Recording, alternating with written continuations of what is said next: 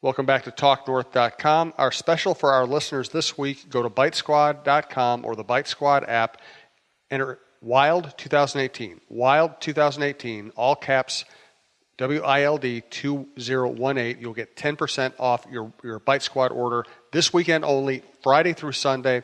We're really targeting the Wilds games this weekend and the Vikings at Bears game. So order a lot of food, you get 10% off. The more you order, the more you get off.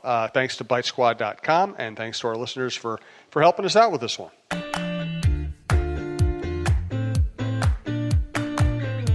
You're listening to the Strom Sports Show. Yes, you are. It's Steven Strom and the Strom Sports Show on the talknorth.com podcast network, produced by Brandon Morton. If you want to contact Jim Suhan, he does all the advertising. Very excited today. Very filled program. Marcus Fuller of the Star Tribune going to come on, talk about the Gopher basketball team. They're off to a pretty good start, 2-0. So we'll discuss that, what they need to do to get back to the tournament. That's what all Gopher fans want at this point. We all know that. Rick Pitino on the hot seat and all of that. 3 talented freshmen. We'll get into that a little later. We get into the Jimmy Butler trade. Finally, that's over with. And then Negative Dave, we obviously have his segment coming up in a few here. I wanted to begin today with the retirement of Joe Mauer. Very emotional for me when I watched the press conference. I watched the whole thing. Zach Parisi, everyone was there. The old guys, Harmon Killebrew, everyone was there. Very emotional for me. Growing up here in New Jersey, Joe Mauer was my guy. I mean, how people tell me, he was my favorite. No, Joe Mauer was my guy. I started playing catcher because of Joe Mauer. I wore number 7 because of Joe Mauer. Kids would ask me on my team, why number 7, Steven? Joe Mauer. Who? Joe Mauer? He doesn't play for the Yankees. He doesn't play for the Mets. That was my guy. Him and Morneau. I mean, that was where I was so into baseball as a kid when the Twins ran the Central, and it was Justin Morneau, Michael Kadire, Johan Santana, Joe Mauer. I mean, it was just an awesome, fun team. Ron Gardenhire. So it was tough for me to see Joe retire. 3-time batting champ, 6-time All-Star MVP, 3-time Gold Glover. Joe Mauer is a Hall of Famer. I really do believe that. And, what we saw with all the Butler drama, Joe Mauer reminded Minnesota there are still good guys in sports. There are. I mean, Joe Mauer, you can say whatever you want about him. He gave this city, he gave the state his all. This is a kid that grew up here, could have went to play football at Florida State, a quarterback. He got a full ride there. Could have played basketball. But he got picked number 1 as a Twin. He loved the Twins. I think he really gave the team everything. I still don't believe that the franchise gave him, the best talent around him. But seeing Joe Mauer retire and get choked up, it's got to make you emotional. He was my favorite player. He was a class act. And I think he's a Hall of Famer. I really do. When I go over it at first, I didn't believe he was a Hall of Famer, but if you look at his stats in the first couple of years, man, the first 6-7 years, he was just a force to be reckoned with. One of the top guys in the MLB, one of the best hitters, probably the best hitter.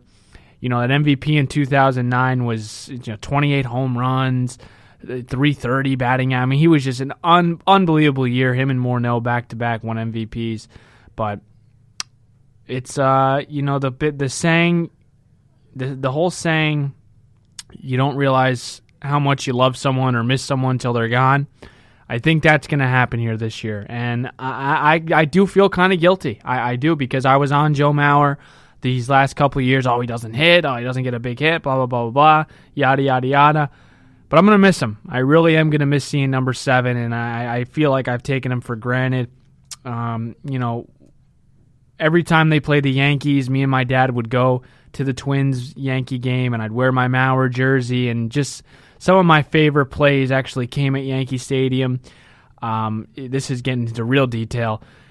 The Yankees, it was the 9th inning, and there was a chopper, right? It was a lightly hit ball, and Mauer fielded it. He faked the throw to first, and then he ran back and dove and tagged out Brett Gardner to extend the game on. You gotta, if you don't know what I'm talking about, you gotta go on YouTube. Joe Mauer tags out Yankee. I forget who it was. I know Gardner was the one that hit it, or Gardner was the one that ran actually. So Brett Gardner thrown out by Joe Mauer, one of my favorite plays of all time. But seriously, Thank you, Joe, for everything that you've done for this franchise. I will still defend you till the end. I don't care what people tell you. I don't care what people say about him. Joe Mauer was my favorite player and a Minnesota fan favorite. So congratulations on a Hall of Fame career, and we will miss you. Seriously. Twin games are not going to be the same without seeing number 7 at first base behind the plate, hearing your name from Dick and Bert. Kudos to Joe. Congratulations on a great career. Minnesota has sure had its share of sports blunders. Number one is the Bopsy twins, Belvy and Levine. Because I think it's one guy. And I think the other guy that show you on pictures or in the media is just some bobo that he's just like the janitor or something. They just throw a suit on him. Nobody breaks them down quite like Steve and Dave. This year, when you signed Kirk Cousins, the question wasn't even close to being if this team makes the playoffs. The question was, you need to get home field because of what happened last year in Philly. Let's rave with Negative Dave. Take it away, fellas. Oh, man, this is just my favorite. This is my favorite segment of the show. Dave, how are you today, buddy? I'm good, Steven. How are you today? I'm great. I mean, come on with that promo. It fires me up, man. It is a good promo. It's good. It is Solid. A good promo. All right, so Dave's got his 3 negative thoughts for today. We'll go back and forth. Let's begin here. Dave, take it away. Well, I'm going to start at the bottom here. Number 3 for the week since we've last talked. Did you have any thoughts on the new floor that the basketball Gophers are showing us this year? Did you get a chance to see it on TV at all? Of course. I'm a big Gopher basketball guy. I knew that. It didn't bother. I don't know. Like, people were really getting really hung up over. Like, my dad was like, this isn't the barn, blah, blah, blah. Maybe it's more of an older generation thing, but it didn't bother me as much. I was kind of hoping you wouldn't go there with the age. Sorry. It's okay. I mean, I know you're only like 10, but first of all, a couple thoughts on it. I don't think it's great for HD TV, and I think your dad will probably agree with me if he's not watching an old tube one, which I'm assuming he's not. Yeah. Right? Yeah, but he's got the HD. Here's the thing. Golden Gophers, Steven. Golden Gophers. What does golden mean to you? Does it mean a lot of white with some maroon? No. Okay. I agree. And the floor was cool over the years when they had, it was more of a classy look. Gopher on there. Get the Gopher at center court. Yeah. The Gopher logo and some yellow with the maroon.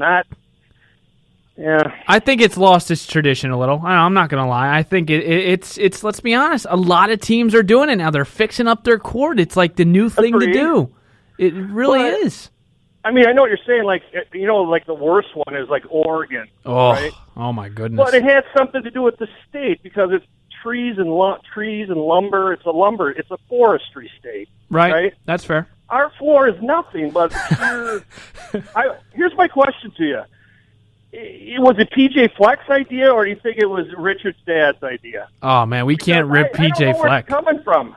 Yeah. I don't know either. I mean, the whole Gopher concept, it's like, I don't know. When you think of the barn, you think of an older stadium. It's God's tradition, They come and they dress up as the barnyard animals. You think of like I don't want to use the word historic because it's not like it's not like a Duke or anything like that. But the barn is one of the oldest venues in college basketball. I think it's the 5th oldest. I think it might be 5th or 4th now. So I think you're kind of losing the tradition a little by fixing up the court. I would say if I had to lean towards it, I don't like it more than I like it, to be honest with you. So I agree with you in that aspect.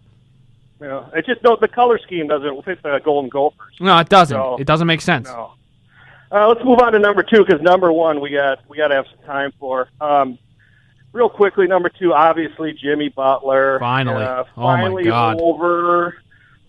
You know more about basketball than I do. What are your thoughts on the 2 guys we got? I love it. I really do. I think it's you look at how if there was, and there was a lot of, tension, should we trade him for Houston? I think for what you had, I think you got a really good return. Robert Covington was an all-defensive team last year, so you're virtually replacing a guy that was just as good as a defender as Jimmy Butler, can shoot the ball from 3 in the high 30s, and that's what the Wolves don't have that. When you think 3-point shooting, what do you think of? I mean, I don't. Anthony Tolliver, is that our claim to fame?